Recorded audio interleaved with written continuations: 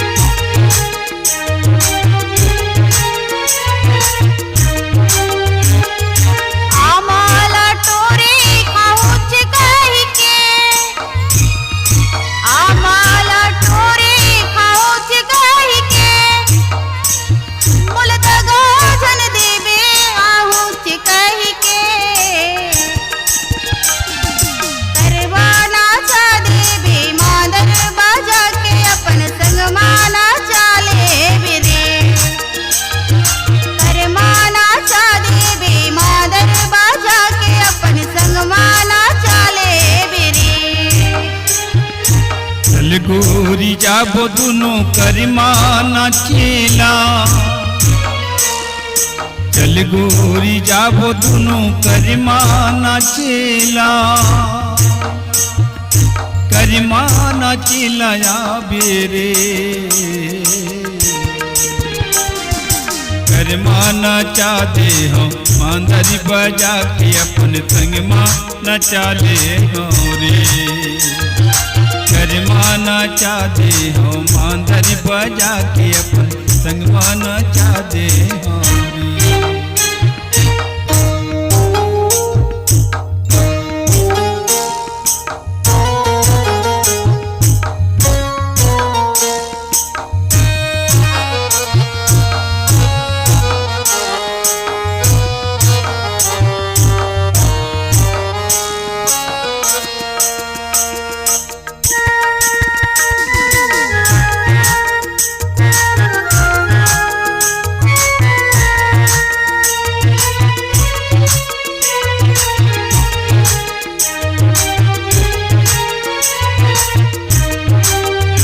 कारी कोयलिया कुकती रही थे ना, कारी कोयलिया कुकती रही थे ना, मैं आहूँ दगने दो पूछती रही बिना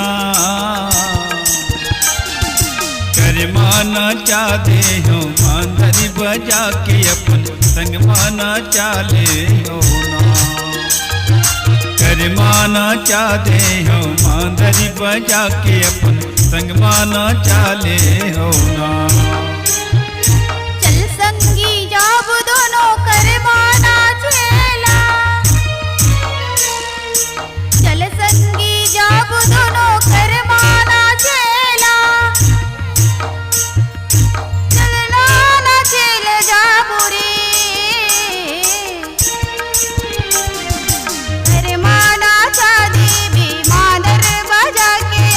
संग माँ नचा दे बिरे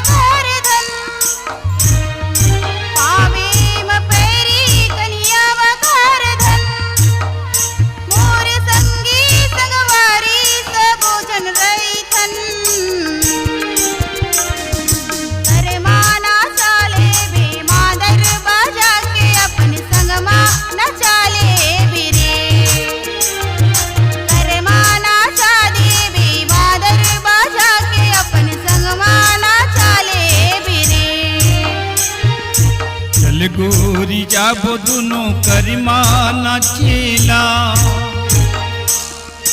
चल गोरी जाबो दुनो करिमा नाचेला करिमा नाचेला या बेरे करिमा नचा दे हो मांदरी बजा के अपन संग माँ नचा ले हो रे करिमा नचा दे हो मांदरी बजा के अपन संग माँ नचा दे हो रे अपन संग माना चाले मेरे अपन संग माँ नचा ले हो। नमस्कार, कृष्णांजलि स्टूडियो विश्रामपुर आप सबका हार्दिक अभिनंदन करती है। छत्तीसगढ़ी गीत, हिंदी ट्रैक या विज्ञापन रिकॉर्डिंग हेतु संपर्क करें श्री सुरेंद्र निषाद जी, विश्रामपुर। Mobile number 8602425400। धन्यवाद।